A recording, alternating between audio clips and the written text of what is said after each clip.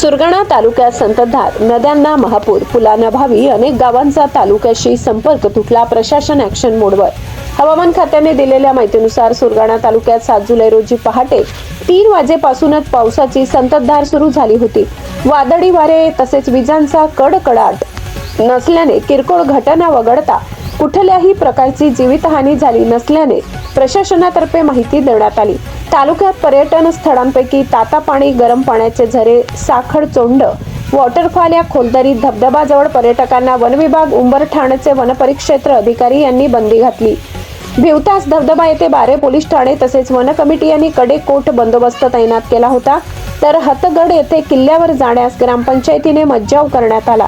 प्रशासनाला आवाहनाला दाद देत नागरिकांनी घराबाहेर न पडणेच पसंत केले.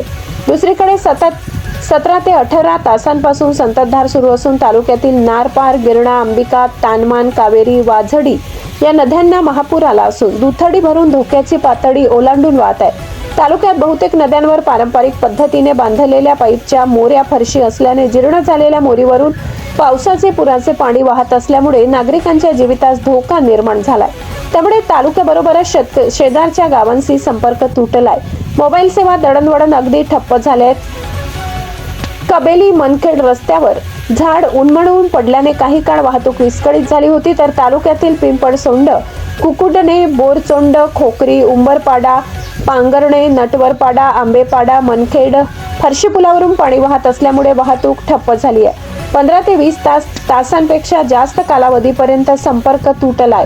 तालुक्यात आज पावेतो 435 मिलीमीटर पावसाची नोंद झाली असून गेल्या 15 तासात 150.8 मिलीमीटर पावसाची नोंद झाली आहे. गिरणा न्यूज नेटवर्क प्रतिनिधी गणेश धुडे, सापुतारा.